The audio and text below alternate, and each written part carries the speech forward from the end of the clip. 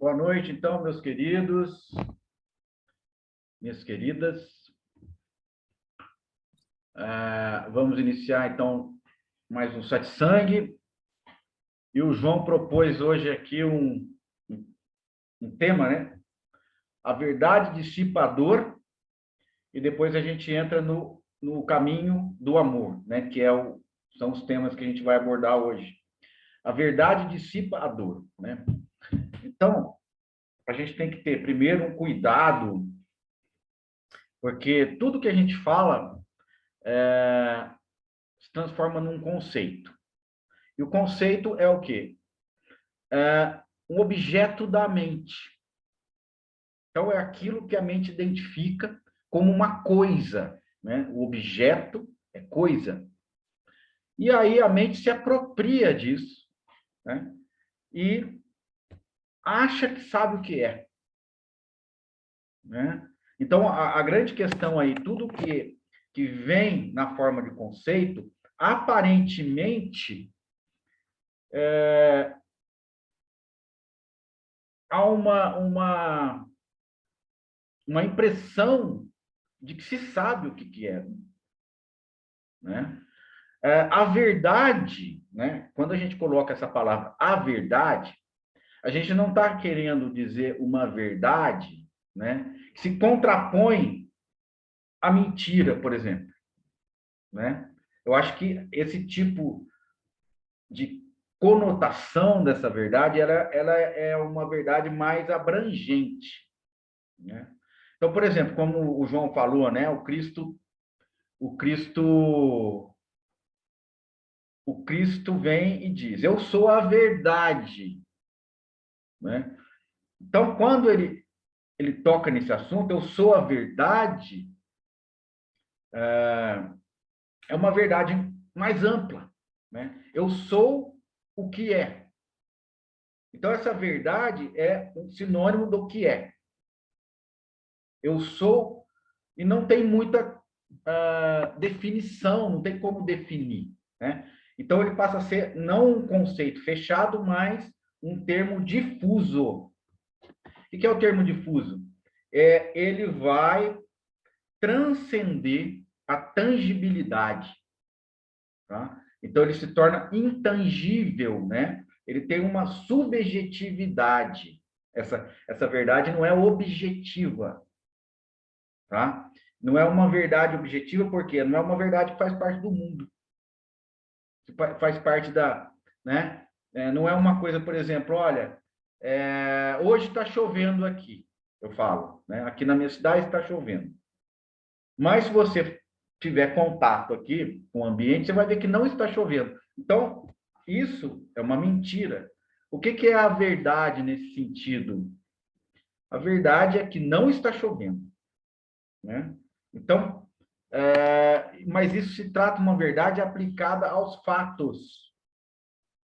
Essa verdade, que não é objetiva, ela também está ligada aos fatos, de certa maneira, mas ela transcende os fatos. Então, quando o Cristo está falando, eu sou a verdade, é uma verdade insondável, é uma verdade incompreensível, né? E aí é uma verdade que pode ser sentida, mas não compreendida. Você pode ir em direção dessa verdade, mas não pode ter o domínio do entendimento do que seja essa verdade. Que é o que também, quando é declarado, eu sou, né? Então, a mente vai falar, vai perguntar, mas você é o quê? O que a mente quer fazer? Transformar isso num objeto. É para ela entender. Eu preciso entender o que você é, né? Então, eu sou iluminado, por exemplo. Aí a mente já vai querer transformar essa palavra iluminado num conceito, porque ela vai buscar, por exemplo, o que é iluminado? Quando está escuro é uma coisa, quando está claro é outra. Então a pessoa está querendo dizer que ela tem uma clareza, né? Que ela tem uma luz, né? mas isso restringe a palavra iluminado. Isso está delimitando, está colocando limites, né? Ou seja, essa forma de ver o iluminado, de conceber o que é iluminação, o que é despertar, é uma forma limitada, não condizente com a realidade do que quer dizer iluminado. Então, qualquer tentativa de querer entender o que Cristo diz quando ele fala eu sou a verdade, né? Em termos de intelectuais, né? Em termos racionais, você pode até iniciar isso como o Swami Atmananda, né? Disse no vídeo, né? Você pode até iniciar isso com um grau superior do intelecto. Achei muito legal isso. Atmananda Udasin, né? Porque ele coloca que através do intelecto, mesmo através do intelecto, você pode compreender, né? Você pode conceber. Então, o intelecto está ali também como um instrumento, mas o intelecto superior, então ele coloca isso, e eu achei muito bonito, né? É uma forma que dá para a gente entender que não é aquilo que está lidando com a mente, por exemplo. Ele pode estar assim, já transcendendo a mente, você usando esse intelecto, né? Como que é transcendendo a mente? Transcendendo a mente, como o Sagadatta usa, né? E o Ramana também. Já no coração. Então, como não tem como definir isso, essa verdade, eles já nos colocam no coração. O que é o coração? Sentir. Então, ele já está apontando para o sentimento, que é aquilo que está além da razão, né? Que o Nisargadatta fala. A mente cria o abismo e o coração o atravessa. O sentimento, o sentir o atravessa. Então, o que eles estão apontando? Essa verdade só pode ser sentida e essa verdade só pode ser encontrada dentro. Né? Então, esse dentro que a gente está se referindo, aí vem alguém e fala, mas não tem diferença entre dentro e fora, não tem externo e não tem interno. Ok, né? Na nossa experiência, não há essa divisão, mas agora, didaticamente, a gente precisa utilizar esse instrumento, porque senão a gente não vai saber diferenciar. Né? É muito fácil falar, eu sou a consciência, eu não preciso de mais nada. Não é isso, não é assim. A maturidade não aconteceu. Né?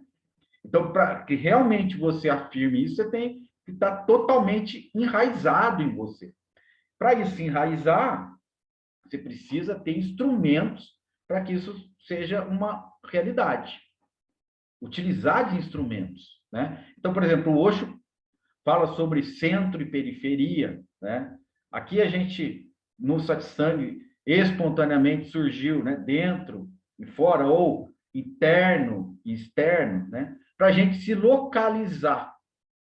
Porque se a gente não tiver referência nenhuma, fica muito subjetivo. E ficando muito subjetivo, fica intangível. Então, como é totalmente intangível, a gente não tem referência nenhuma, a gente se perde. E a gente vai começando a sentir uma sensação de vazio, uma sensação de nada, e aí a gente vem para o medo.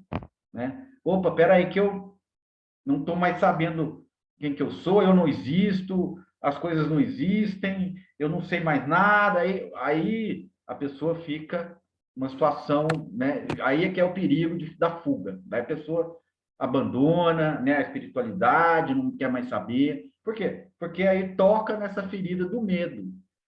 Então, depois de todos esses satsangs, aí eu cheguei numa conclusão, né? A gente precisa de um direcionamento. Vai por aqui, né? Vai por aqui. Então, esse ir por aqui é usar instrumentos. Né? Eu vou por aqui, mas para ir por aqui eu preciso saber como que eu vou.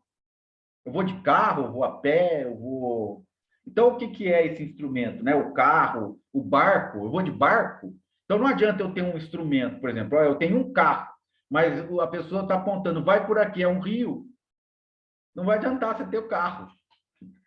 Né? Então, vá utilizar o instrumento apropriado para você ir para aquela direção. Qual que é o instrumento apropriado? A atenção. Né?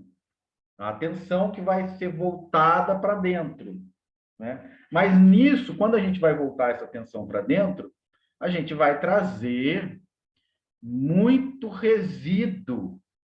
Então, é isso que a gente tem que também estar preparado. A gente não vai de um dia para o outro se livrar de todo o condicionamento que a gente tem. Então, quando você vai se voltar para dentro, quer dizer que você vai achar, né, a sua estabilidade imediatamente, né? Ou às vezes você está voltando a mente para dentro e a mente vai procurar uma coisa que ela quer também transformar num objeto e não vai achar, né? A questão toda é, primeiro, ter esse entendimento. O que, que é dentro? Ter essa experiência. Porque quando você tem a experiência do que é dentro, você consegue criar uma proteção, vamos dizer assim. Porque esse dentro, a princípio, ele vai ser um refúgio. Ele vai ser aquela coisa de você se sentir em casa, de você ter para onde ir. Né? O que, que acontece no mundo, né? Nas histórias da espiritualidade, da busca, né? De repente, a gente se vê perdido. Então, esse direcionamento de você fazer a experiência interior, né? Faz a experiência interior. Vê que na experiência interior não há as atribulações do que a gente está sentindo no exterior. Aí você pode dizer, mas é uma fuga também, né? Mas é uma fuga necessária, porque a gente se confundiu muito com o que está fora. Então, é uma fuga necessária. Pode ser uma fuga no sentido terapêutico também, no sentido de se curar antes. Né? Então, não é aquela coisa, eu já concebo, né? Eu já sinto que eu sou a presença, eu já sinto que eu sou a consciência. Em alguns momentos pode ser, mas isso oscila. Né? Isso oscila. Então, a gente tem que voltar essa atenção para isso, que é dentro, e na forma, né, do que foi passado por Nisargadatta, mantenha-se no eu sou, fique no eu sou, né? Então, essa foi a forma, que quer dizer a mesma coisa, né? Mantenha-se dentro, não se misture com o movimento. Aqui também no satsang surgiu essa expressão, né? O que é movimento, fora, areia, né? Que foi um termo que Cristo usou. O que está fora muda a todo instante, né? É inconstante, essa areia que vai mudando. E o que está dentro é constante, estável, que aí Cristo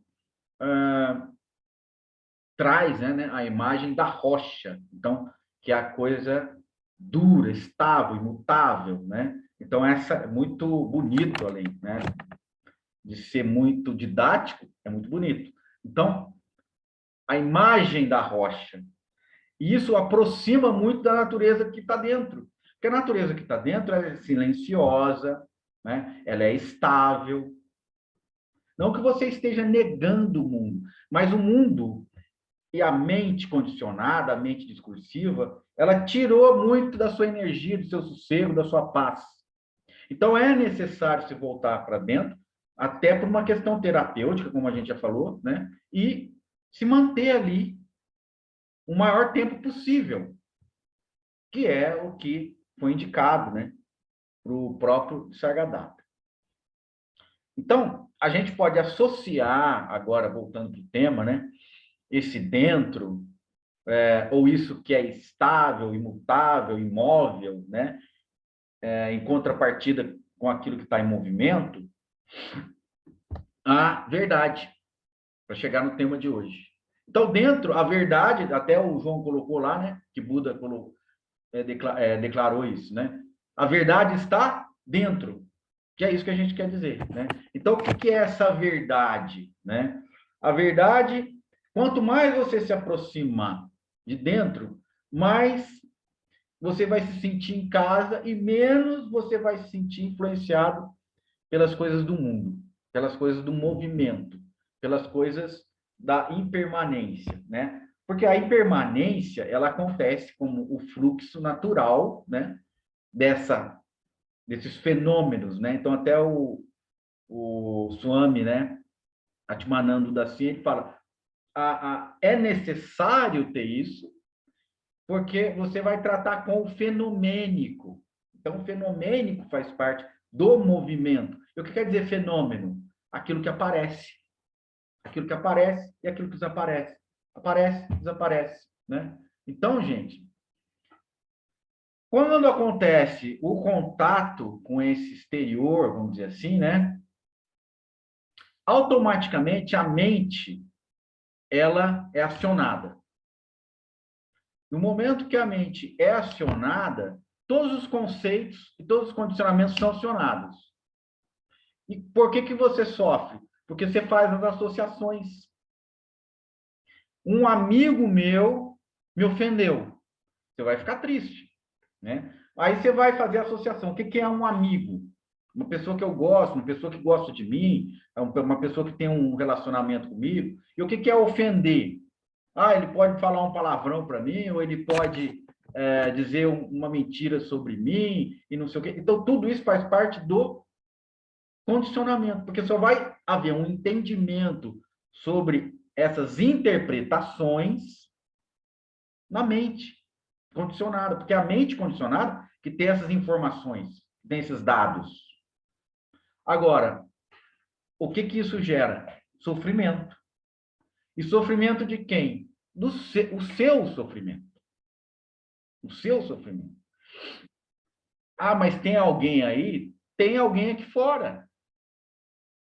E esse alguém de fora, ele está com atenção ou com sentidos, e ele está construindo esse mundo de fora como a única realidade. Então, a realidade de dentro é uma realidade praticamente desconhecida.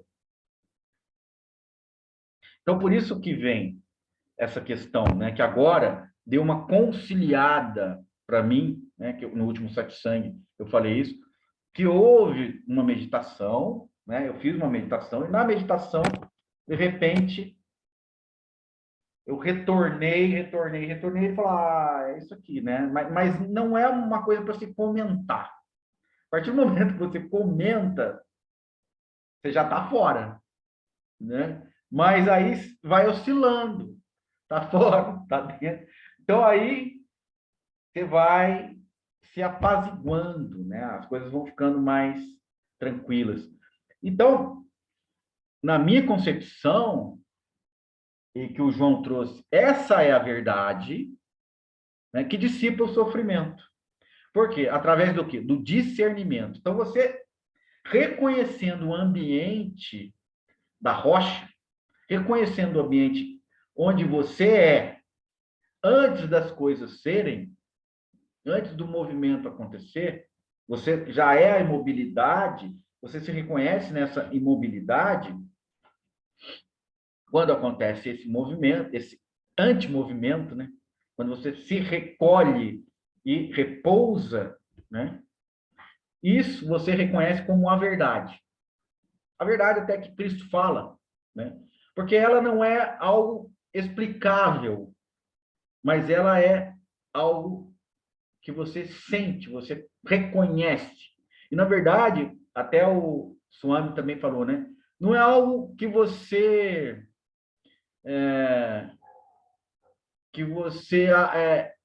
descobre, porque é algo que você, no fundo, já conhecia. E isso é muito legal, né? Essa sensação estava sempre presente. A sensação, então é algo que você é muito familiar para você, é muito familiar, né? Então é um reconhecimento. Não, mas o que é isso aqui? Não, isso aqui é algo que eu já estou acostumado, ó. Antes de ser do mundo, né? Antes de pertencer ao mundo, antes de estar envolvido ou envolvida com os movimentos do mundo, eu era isso. Então é uma lembrança. No meu caso foi isso, né? Eu falei, olha, eu vou por um caminho, tentar lembrar a memória mais primordial, né? A primeira memória, a primeira memória. E aí eu percebi que antes da primeira memória é o dentro já é, né? E quando aconteceu isso, existe, né, um acolhimento. O que quer dizer esse acolhimento? Você vê que você não está perdido, e você não está naquilo, então nada existe, as coisas são todas de qualquer jeito, tudo é por acaso, nada faz sentido. Não, aí passa a fazer sentido. Porque a gente sofre também por, muitas vezes, não ver sentido no mundo, não ver sentido na existência. Porque a gente começa a julgar, a gente começa a falar, mas isso aqui é crueldade, isso aqui não devia existir. Se Deus existisse, não ia existir isso, né? Então, essa interpretação, ela ocorre porque primeiro ocorre uma identificação. Eu me identifico com esse mundo, e a partir disso eu tento modificar esse mundo, intervir nesse mundo, né? Reconhecendo que esse mundo é uma realidade a qual eu pertenço. Quando você descobre dentro, você não precisa, né? Você deixa essa obrigação, você pode abandonar essa sensação de que você tem que intervir no mundo, tem que mudar o mundo, e que o mundo é assim, que o mundo é assado, que não devia ser assim, que não devia ser assado. Então, isso já é um sofrimento, tá? Agora, quando você se volta para dentro e você está ali na rocha, né? Tudo adquire um significado. Então, a questão aqui não é somente sentido. O sentido é algo importante? É, mas o significado é mais importante. O significado é mais profundo. Então, a sua forma de existir, ela está justificada e você se ressignifica. Porque aí você não se vê mais como uma pessoa, como um corpo, né, que vai, em algum momento, se dissipar, né, que vai desaparecer. Né? Então, essa ideia da aniquilação que leva a gente para o niilismo, então nada vale a pena, tudo é de qualquer jeito. Né? Então, essa forma, que é um argumento forte no mundo, é um argumento muito forte, porque se você está desconectado da sua verdadeira natureza, você fatalmente, se você tem um olhar que examina, né, analítico, você vai chegar no niilismo. Você vai chegar no niilismo. Porque aí Deus vira uma ideia estranha, né? Porque o mundo é de qualquer jeito, as coisas acontecem de todo jeito, tudo. Né? Então aí a gente busca sentido no mundo. E aí a grande descoberta é: o mundo não tem sentido. O mundo não tem sentido. O mundo não tem uma finalidade, o mundo não tem um objetivo. Quando a gente está buscando sentido no mundo, a mente vai criando sentido para o mundo. Então aí vem todas as grandes ideias, né? A evolução, isso, aquilo, papapá, né? O que a gente já conhece. Só que em todas essas ideias existe algum tipo de incoerência em algum momento. Ela falha em algum momento.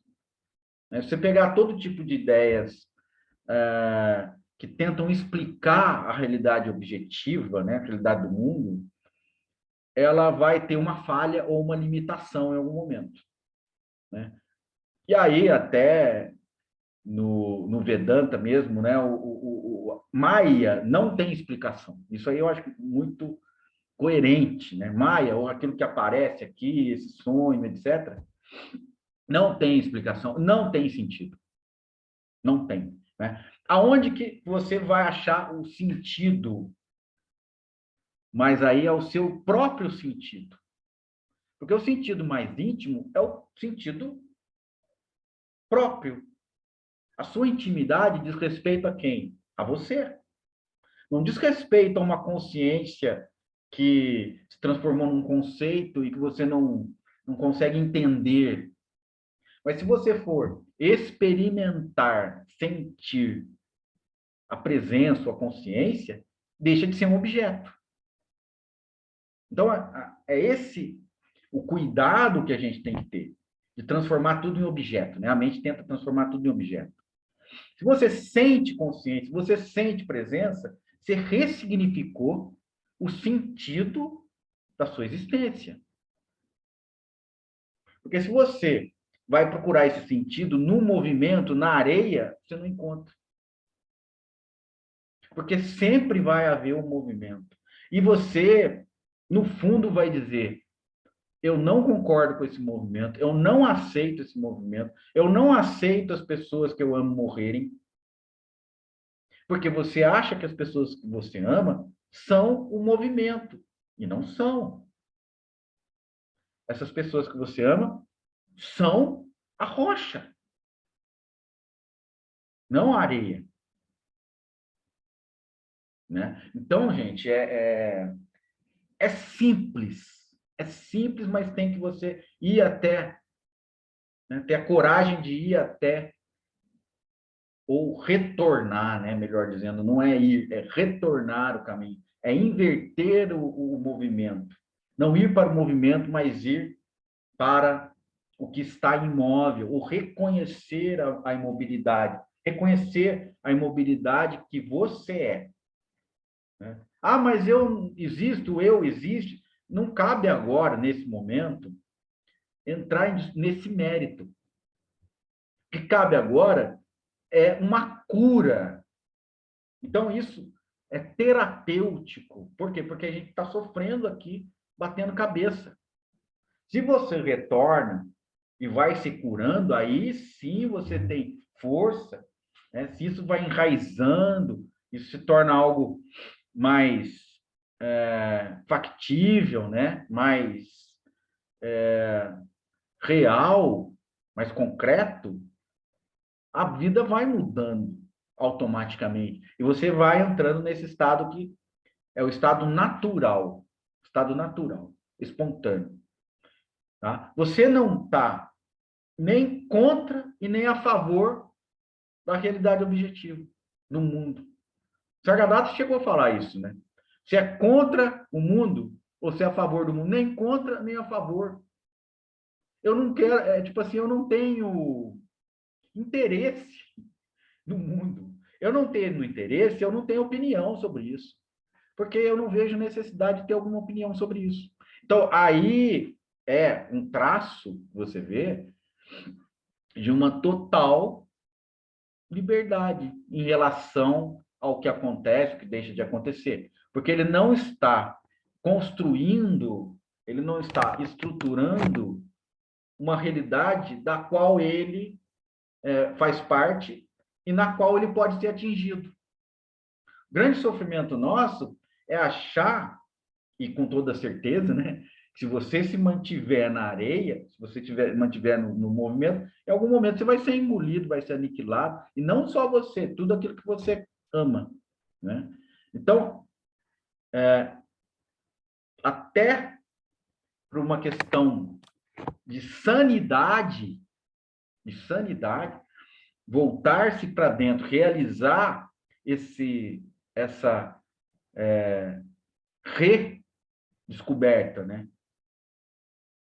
Esse reconhecimento é importantíssimo nesse sentido, né? Porque isso que a gente está falando é muito prático. A gente sempre falou sobre coisas práticas. Então, isso é muito prático de acontecer. Então, aí, a verdade, se você está estabelecido na verdade, isso dissipa o sofrimento, porque o sofrimento, a base do sofrimento é a interpretação. Eu estou interpretando que aquilo realmente está acontecendo. Não, aquilo está fazendo parte dos fenômenos. Os fenômenos surgem, os fenômenos desaparecem. Os fenômenos surgem, os fenômenos desaparecem. É como se o céu, né, tivesse, assim, um apego enorme a uma nuvem determinada, e quando a nuvem, como é na natureza da nuvem, desaparecer ou pela chuva, ou por algum tipo de fenômeno que ela se dissipa, evapora, o céu começasse a sofrer e não querendo que a nuvem sumisse.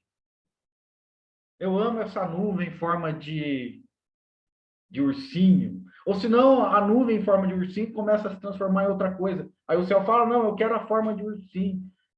Eu quero que fique na forma de ursinho, né? Então, é a forma que nós, né, a gente, é até engraçado, né, mas nós nos comportamos dessa forma. Porque o céu não se reconhecendo como céu, mas se reconhecendo como algo fenomênico. Porque quando você está inserido no fenômeno, é que você se comporta dessa maneira. E o que acontece quando você está inserido no fenômeno? A identificação com o fenômeno. Então, realmente você vai acreditar que quando as coisas mudam, as coisas se perdem. Quando as coisas mudam, as coisas se perdem. E quando elas surgem, né? Elas surgiram, também não tem uma explicação para esse surgimento. Vai ter uma explicação para o desaparecimento? O estranho da nossa concepção é nós temos medo e não queremos o fim, mas nós não investigamos o surgimento das coisas, né? A gente tem uma limitação em relação ao surgimento. É que, por exemplo, vamos supor, a gente está fazendo a analogia do céu. De repente, pela evaporação, nuvens começam a surgir. E, de repente, se o céu se confunde com os fenômenos, ele pode dizer, eu amo essa nuvem, eu não quero que ela desapareça. Mas como ela surgiu? Ela surgiu de um outro fenômeno, de uma evaporação da água. Então, é lógico, se ela é um fenômeno que surgiu de outro fenômeno, ela vai desaparecer. Ela não é algo inerentemente existente. Ela não é nuvem para sempre. Ela não é nuvem que surgiu do nada e que vai se transformar em nada. Ela se transforma em chuva, ela se transforma em vapor d'água, etc. Ela já é, né, vapor d'água, mas ela fica mais densa, ela desaparece. Então, vamos ver o processo inteiro. A gente só olha para um lado, a gente só olha para o desaparecimento, só para uma parte do processo. O processo inteiro do fenômeno é de onde surge o fenômeno. Ninguém sabe, é insondável, é maia. Não há uma explicação, né? Você pode dizer, não, esse corpo surgiu dos pais, né? E os corpos dos pais surgiu de quem? Surgiu dos corpos dos avós. E os corpos dos bisavós. E os corpos vai embora, e vai embora, e vai embora. Em algum momento se perde. Não tem como rastrear mais, né? Mas são fenômenos. Porque os corpos dos bisavós estão aqui agora, assim como as nuvens de 1970 desapareceram, né? Assim como as nuvens do mês passado desapareceram. Assim como as nuvens do começo do dia de hoje desapareceram, né? Então, os fenômenos comportam-se dessa forma. Então, nada mais lógico e óbvio de ver o fenômeno como fenômeno. Mas o fenômeno é a aparência. Então, é aquilo que aparece. O fenômeno é a aparência. Ele não é a coisa real. A coisa real é aquilo que está dentro. Pode ser definido? Se a gente fala consciência, se a gente fala presença, se a gente fala qualquer coisa, a mente vai querer transformar num objeto. Pode falar, mas cuidado. Se a gente, inclusive, fala eu sou, aí a mente vem, mas o que é o eu? né? Quem é o eu? E aí ela começa a querer fazer uma correspondência entre o eu pessoal, transformar esse eu sou num eu pessoal. E aí o Atmananda sempre está falando, né? O eu sou não é pessoal, não é aquilo que está no mundo. O eu que se movimenta no mundo é uma coisa. O eu sou é outra. Mas por soar, né, por ter a mesma, utilizando a mesma palavra, pode haver uma confusão. Então, por isso que eu sempre hesitei em relação a isso. Mas agora eu acho que a gente pode ter uma maturidade suficiente para entender que esse eu, que aí ele é chamado também de verdadeiro eu, né, não se confunde com fenômenos.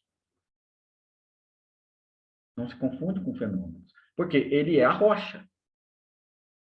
É o ser, né? Então, quando a gente fala ser, parece que surge alguma coisa grande, né?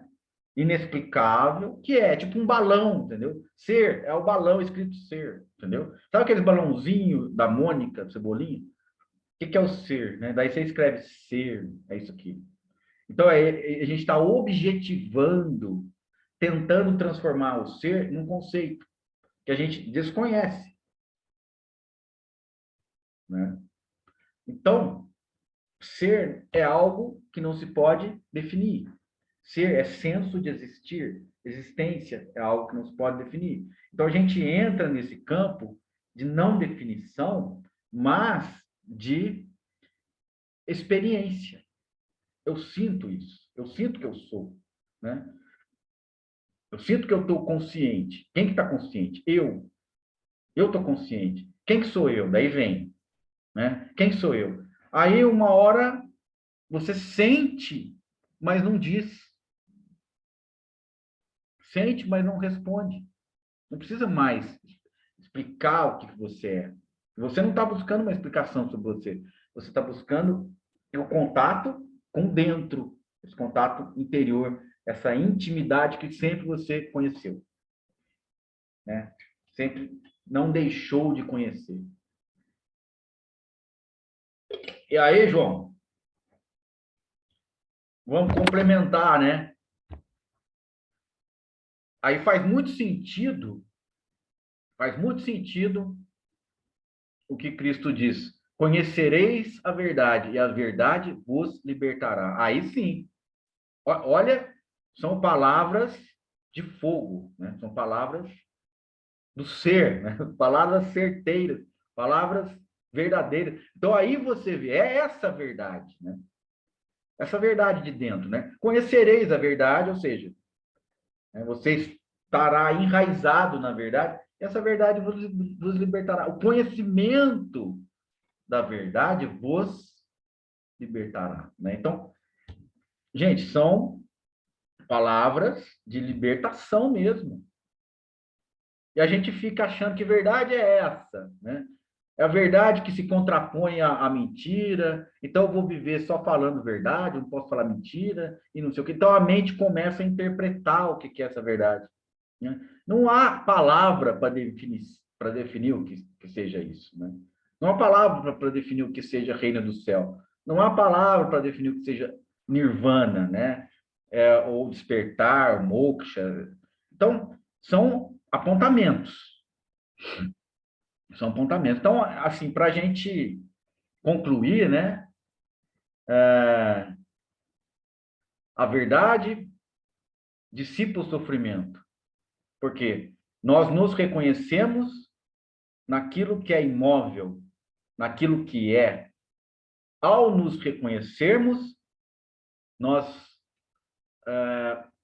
temos a experiência que somos isso. Então, o eu não é descartado. O eu se torna uma concepção do verdadeiro eu, né? Que é aham, né? Então não existe mais, né, a confusão do eu, né, com Maya, ahamkara, né? Então vem aham, né? Que é eu quer dizer o quê? aquilo que não tem diferença. Isso é a não dualidade. Reconhecimento que você é o eu verdadeiro. Então, é a fusão, né? Se a gente pode dizer isso, né? Não que haja, mas são elementos didáticos, né? Para a gente conseguir entender, né? Então, é a fusão, né? Ou seja, é o olhar, a fusão da atenção que estava para fora com o que está dentro. E o reconhecimento, né? Quando a atenção reside, né? Quando a atenção se estabelece dentro, só há dentro. Então, fora deixa de existir. E isso é a não dualidade. Porque daí não há esse contraponto, não há esse contraste. O contraste foi necessário para levar a atenção para dentro. Né? Aí é o final da história. Final de todas as histórias. A mente não vai mais contar nenhuma história.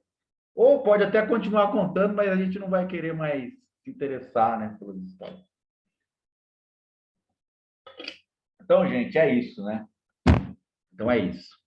Então, essa foi o nosso tema, né? Espero que estejam aí concordes, né, com o que a gente tentou aqui transmitir. Se tiver alguém que quer, né, dar um complemento aí, ou participar de alguma forma, ou vamos abrir, porque daí depois a gente vai entrar no segundo tema. Alguém quer falar?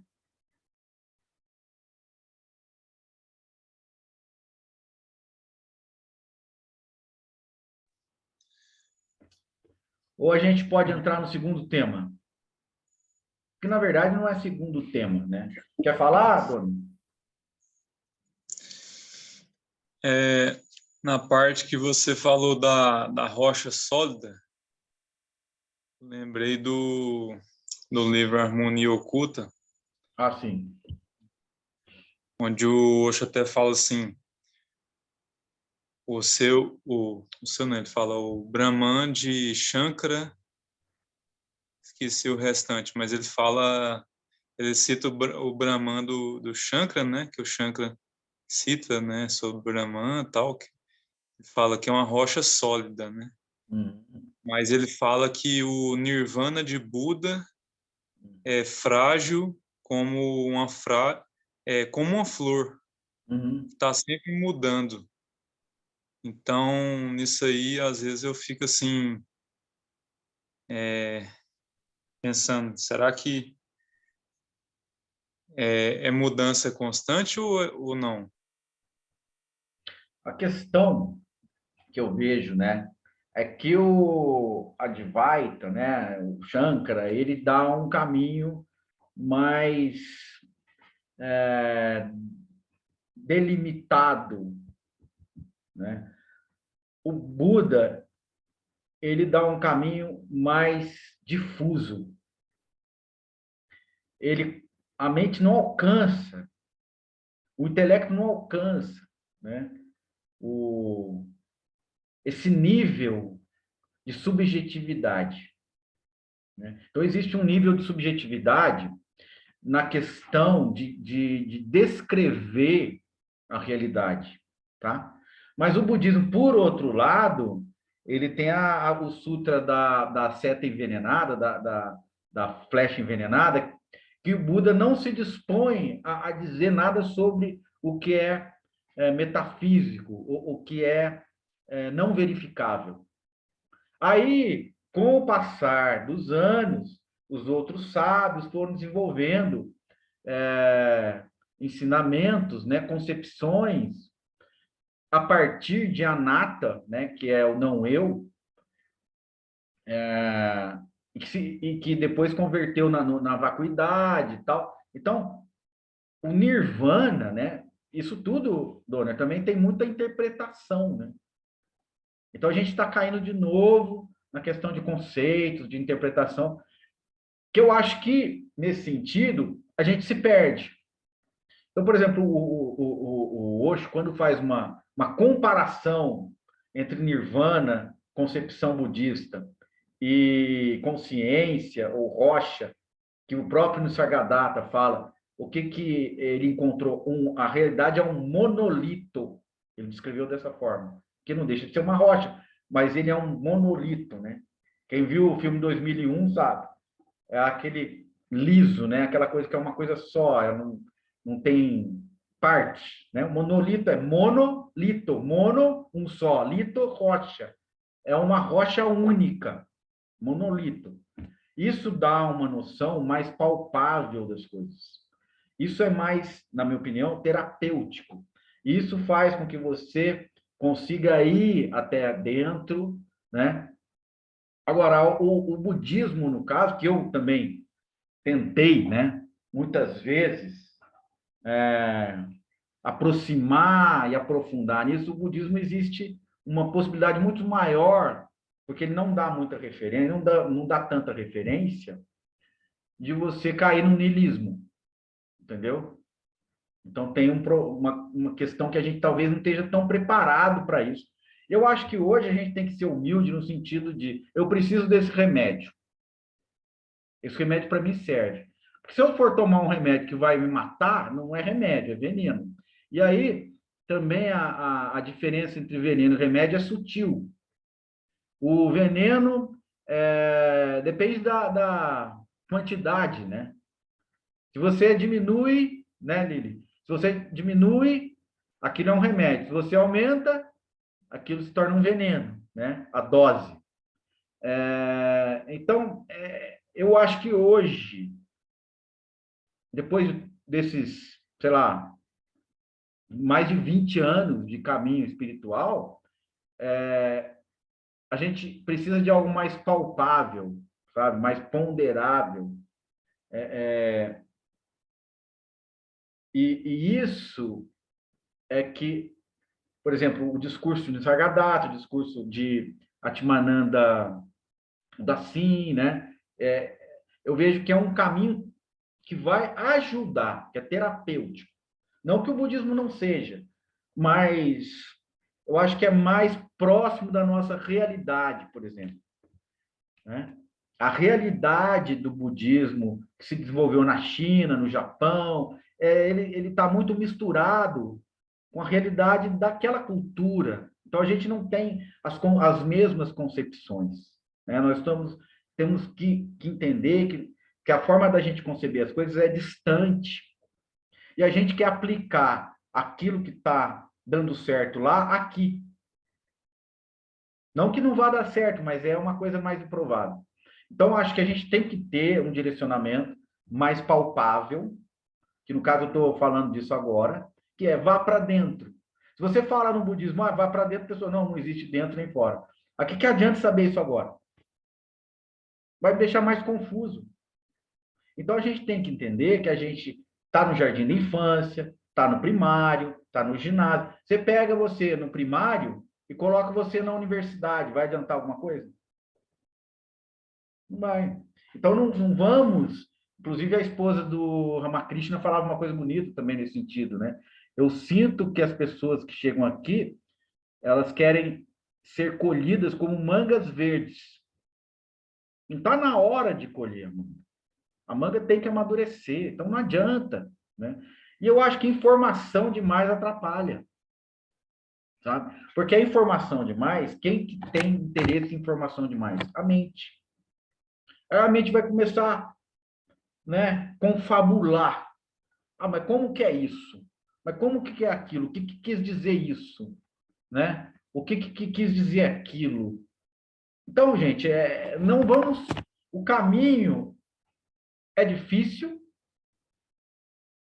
de uma certa forma, porque ele é um caminho inverso ao do mundo, né?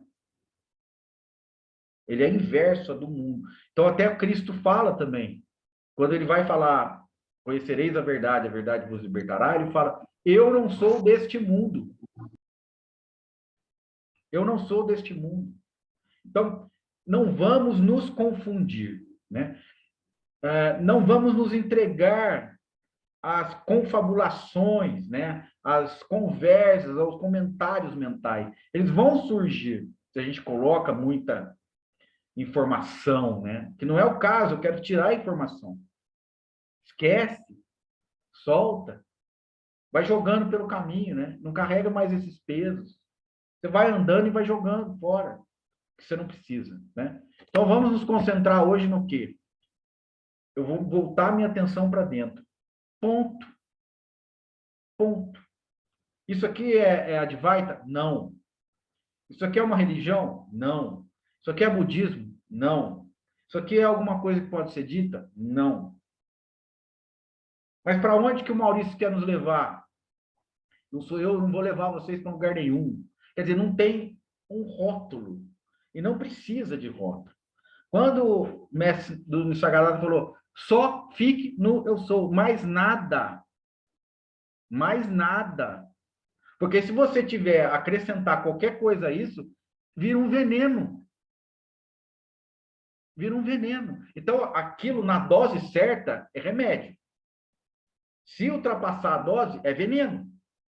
Então, o veneno está na mente. Não vá para a mente. Não vá para as confabulações, para as, né, para aquilo, né, para os discursos da mente. A mente vai continuar discursando. A mente vai continuar querendo saber. Só não tem interesse nisso. Vá para dentro. A mente vai querer falar. Ela vai continuar falando. Né? Mas vá para dentro. E o que é ir para dentro? É sentir. Sentir, experienciar, liberar a necessidade de classificar, comentar, nomear. Fica com o básico. Fica com o básico. Então, por exemplo, eu vejo aqui que Cristo ele faz uma inserção muito profunda e que a gente não notou porque a gente foi criado muito nessa coisa do catolicismo, que ficava lá naquela, né, naquela outra coisa, que não era o que as palavras de fogo, né? Eu vejo que Cristo tem palavras de fogo. Então, as palavras de fogo, ele faz uma inserção muito profunda, né? Se você pegar só essas duas coisas, eu sou a verdade, né? Como você trouxe, João, e ver que essa rocha é a verdade, ele mesmo trouxe a ideia da rocha, o imutável, o imóvel, a verdade, e dizer que conhecendo essa verdade você se liberta, meu, nesses três pilares, o cristianismo podia ser definido só nisso aí. Não precisava mais nada. Porque ele já falou tudo nisso. Ele já falou tudo. É o resumo. Ele já falou. Então, são inserções de fogo. Né? Agora, se a gente for lá, não, mas Cristo existiu, mas Cristo, porque Cristo ressuscitou, mas Cristo vai vir para o juízo final, mas, meu, isso aí é balela. Isso é história, isso não interessa. Isso não vai levar em lugar nenhum. O que é a inserção do ensinamento prático da experiência direta que Cristo trouxe? É isso aí. Três coisas que não precisa mais nada. Não precisa recorrer a mais nada. Se você colocar isso em prática, acabou. Fim da história. Acabou.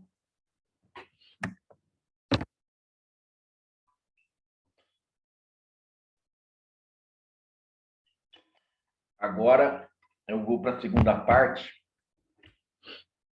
que tudo isso também quer dizer uma outra coisa que a gente conhece. Ainda que eu falasse a língua dos homens e dos anjos e não tivesse amor, seria como o metal que soa ou como o sino que tine.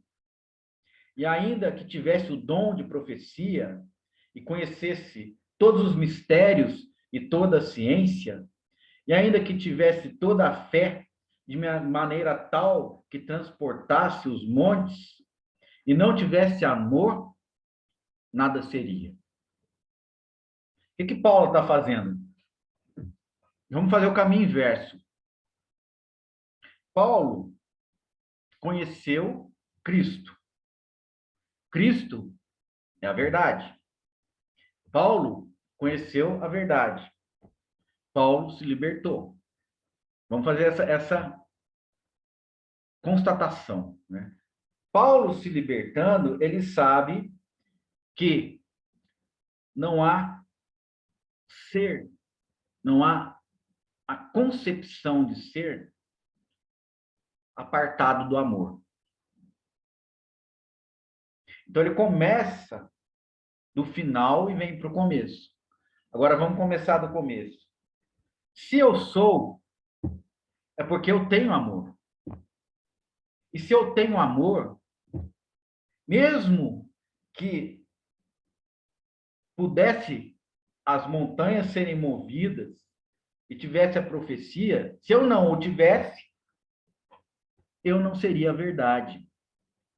E mover montanhas, e falar profecias, e conhecer os mistérios da ciência é fenômeno. Então, o que ele está falando? A língua dos homens, fenômeno. A língua dos anjos, fenômeno. Eu seria como um metal que soa, fenômeno. Seria como um sino que tine, fenômeno. E ainda tivesse o dom de profecia, fenômeno. E conhecesse todos os mistérios e toda a ciência, fenômeno. Ainda que tivesse toda a fé, fenômeno. De maneira que transportasse os montes e não tivesse amor, verdade. O nada seria. Então, amor é sinônimo de ser.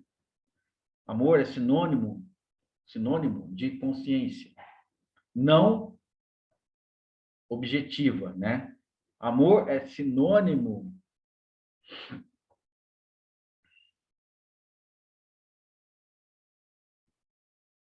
do imutável, porque isso vem junto. E quando você vai para dentro, você não vai encontrar um vazio gelado e frio. Você vai encontrar um preenchimento da beleza e do amor. Satita Nanda. Sat, ser. Chit, consciência. Ananda, alegria suprema. Então, não é algo indiferente, algo vazio. Não é sinônimo de aniquilamento. É sinônimo de preenchimento. E a gente sabe, se a gente reconhece e vive o amor, que o amor é o total preenchimento da vida. Por quê? Porque você não cai na mente. O amor não pertence à mente. Depois Paulo continua. O amor nada espera. O amor nunca falha. Porque o amor não é fenômeno, não é do mundo dos fenômenos. Né? Mas ele pode ser, né, um sentimento, ele pode surgir como algo parecido com o amor no mundo dos fenômenos. Mas ele não é esse amor verdadeiro, esse amor crístico, que a gente pode chamar também. Né? Então, esse é um preenchimento da rocha, daquilo que não se move, porque não é matemático.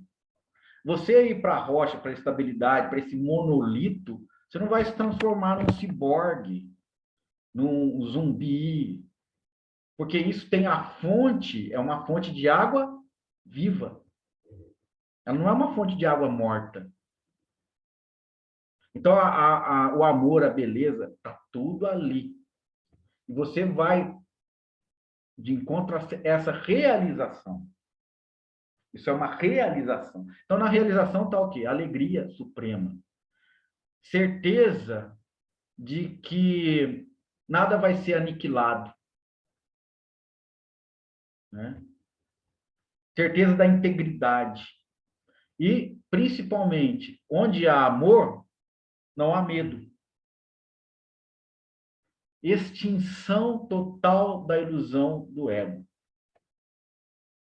Onde há amor, não há ego. Né? Porque aí, ó, depois Paulo vem, né? Falando. O amor é benigno. O amor não é invejoso. O amor não trata com leviandade. não se ensoberbece. O que é isso? Tratar com ele leviandade, né?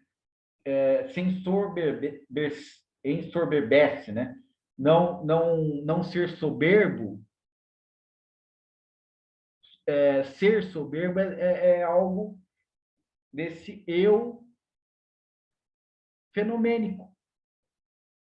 Eu que está enraizado nos movimentos, que se auto-interpreta, né? Eu tenho poder, então, logo, sou superior. Esse é o eu que se auto-interpreta. É o eu que está apartado do amor. Porque o amor não trata com leviandade. Isso é tratar com leviandade, né? Não busca os seus interesses. Não se irrita. Não suspeita mal. Não folga com a injustiça. Mas folga com a verdade. Então, vê como que ele faz esse link, né? No final, quando ele está falando do amor, ó, folga com a verdade. Ele faz o link. Nunca falha. Então, quer dizer, é algo também bonito para a gente se debruçar, né? E aí, o caminho do amor, né? Não é apartado do caminho da verdade. Na verdade, eles são uma coisa só. São os dois lados de uma mesma moeda. Não há divisão, não há separação entre o amor e a verdade, porque a verdade, assim como o amor, é um sentimento de ser. Você vive a verdade, você vive o amor, você é isso. Né? Eu estou passando um pouco do limite, que eu estou colocando palavras que podem se transformar em conceitos na cabeça da gente. Mas eu estou me arriscando ir além um pouco, né? Porque a gente precisa, às vezes, de algo mais palpável. E aí, você sabe, né? Quando você sente amor, quando isso te preenche, que não precisa mais nada. Então, esse amor, ele tem a capacidade de ser totalmente pleno, né? É um sentimento que traz plenitude. Agora, se você começa a concentrar esse sentimento naquilo que muda, por exemplo, numa nuvem, eu quero que essa nuvem fique em forma de ursinho para sempre, porque eu amo esse ursinho, essa forma de ursinho. Aí começa o sofrimento. Porque o amor, onde ele reside? Ele reside na rocha, ele reside na verdade. Então, ali não muda. Mas essa fonte amorosa, ela está disponível, né? Ela está totalmente disponível. Então, se você for até ela, você não vai sentir medo. Mas se tiver no amor projetado, identificado com o mundo, você vai sentir medo. Do quê? De perder aquilo que você ama. Porque aquilo que você ama se transformou num objeto. E aquilo que você ama se transformou em uma verdade do mundo. Uma verdade do mundo. E aí vem o sofrimento. Então, aí vem Cristo, olha, constrói sua casa na rocha, não constrói sua casa na areia. O que é isso? Se você também se dedicar ao amor voltado para os objetos do mundo, que não existem, né? A mente é que criou os objetos do mundo. Haverá sofrimento. Se você se reconhecer na verdade e no amor que você é, isso irradiar para o mundo, aí não haverá sofrimento. Você está irradiando amor e verdade em qualquer lugar, independente das interpretações, independente das pessoas, né? Então, quando você está assim, nesse estado, onde você chega, você se sente bem. E, se não for para ficar, você vai embora. Se não houver recepção, se não houver acolhimento, você vai sentir também que é para ir embora, né? Porque aí você está identificado ou identificada com o que está dentro, com o que é dentro. Isso é a identificação que liberta. Nós fizemos uma identificação equivocada com os fenômenos, com aquilo que está fora, com o que muda. E isso trouxe medo, preocupação, medo da morte, medo das transformações, né? Então, façamos o caminho de volta.